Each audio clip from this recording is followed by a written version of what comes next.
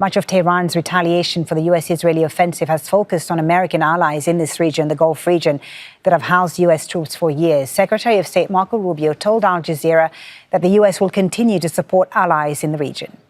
If you think about what they've struck in the region, what has Iran gone after? It's been energy infrastructure against countries that were not waging war against them, but yet they went after these countries nonetheless. This is why they built these missiles and drones in the first place. But they've also attacked embassies, diplomatic facilities, which is unheard of. They've attacked airports, which is unheard of. This is what they've done. And this is a weakened Iran.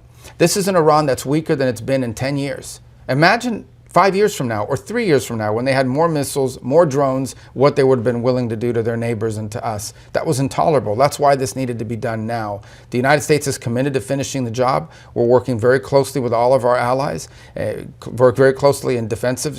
Yes, unfortunately, drones and missiles get through from time to time, but the overwhelming majority of these launches are defeated. They're shot down before they reach their intended target, or the destruction would be far worse. These are strong, stable countries in the region. These are our allies. These are our friends, and we are going to continue to be there and support them as they face this onslaught.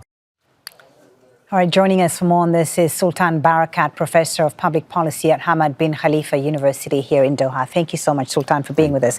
So Marco Rubio there says the US will continue to support its Gulf allies. And we've also heard from the White House, which has suggested that President Trump might ask countries in this region to pay for the war, the cost of this war. How do you think they will respond to such a request, having borne the brunt of many attacks? Well, we keep saying this repeatedly. They were not consulted about the war. It's not their war. It was imposed on them as much as it was imposed on Iran. And I think it would be really strange if they were to consider paying for it at this stage. They already suffered a lot of infrastructural loss. They've tried to restrain themselves and contain the attacks from the Iranian side for very good reason, that they don't want to go into direct confrontation with Iran. And that has a cost associated with it. We should remember, they've also committed to a lot of investment in the US as a result of his previous visits to the region. And none of that can be materialized without them having a consistent long-term recovery and being able to export the oil globally and so on. So it's a little bit a wild suggestion, I think. He'd be better off reconsidering cutting aid to Israel, for example, in terms of arms, creating real peace in the region that doesn't require the United States to supply the Israelis with $20 billion a year. That is a much better way to recover some of the costs. But Sultan, how are Gulf Arab states positioning themselves now as the war grinds on? Are they united in their stance against Iran? Well, I don't think they're taking a stance against Iran as such. They're against the attacks that are taking place. And so far they have displayed a united front. Although I think it's fragile to, in some ways, particularly maybe United Arab Emirates and Bahrain, given the level of attacks on them, but also their close association with Israeli intelligence, the normalization process. They may be tempted to break line with the rest of the Gulf states. But so far, the position is being united. And this is why I think what Rubio was saying makes a little bit of sense yesterday, because he's trying to wrap up the original conflict. The original conflict was about this existential threat to the United States and Israel. We've dealt with it. Now we have a new conflict. That is your conflict. That is the Hormuz Strait.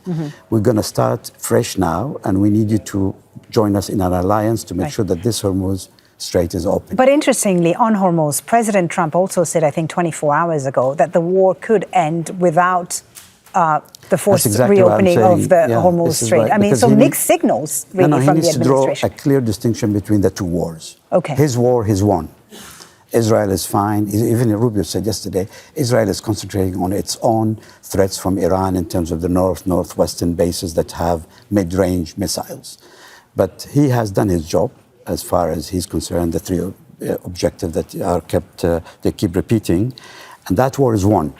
Now we're entering a new war over sovereignty and authority over the Hormuz Strait, which is quite interesting because that, in fact, legally, it's a mixed, there's mixed view on it.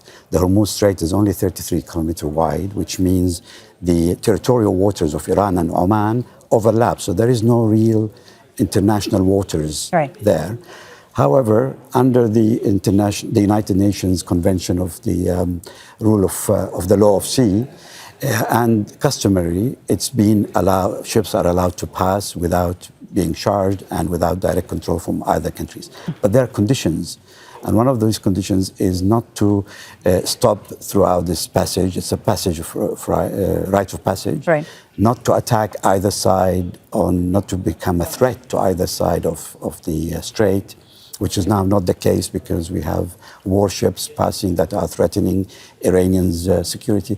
So the Iranians, from a legal point of view, I think they can argue with what is there, particularly that they've never ratified that convention. Iran signed it but never ratified it. They have a maximalist position on Hormuz, the Strait of Hormuz. They want sovereignty over it. Do you see them changing, being a bit more flexible on Hormuz, or is that a definitive red line for them? I think they are. I think they have been for the last 47 years, and they're likely to continue.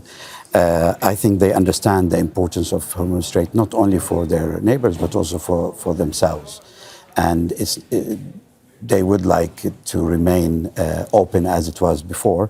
But of course, in this position they're in, they would like to negotiate as much as possible, and they're using every possibility to exert additional pressure on the United States. I'll ask you briefly about Lebanon, if we can, because Israel's invasion is widening there and could in fact outlast the war on Iran, some are saying. How do you see Israel's evolving strategy and calculus there as it goes deeper into southern Lebanon? Well, I think they've got the United States busy in Iran, and they've turned their attention to their real objective, that is Lebanon. I think ultimately they will not settle until they've got the control of the whole land, until the Litani River. But what is interesting, again, going back to what Rubio was saying, he was criticizing Iran for targeting infrastructure, for targeting embassies. He doesn't seem to be keeping record of what Israel is doing in Lebanon. It ruined the whole country. A capital, major Arab capital, has been subjected to devastating Gaza doctrine publicly. You know, they say this openly, that they will get the Lebanese to suffer what the Gazans have suffered until they reach their objective. And this is why I think he will find it very, very difficult to get the Arab street on his side and the Arab leadership to be part of an alliance, particularly if Israel remains part of this alliance. All right. Thank you so much, Sultan. Always good to get your analysis. Sultan Barakat from Hamad bin Khalifa University.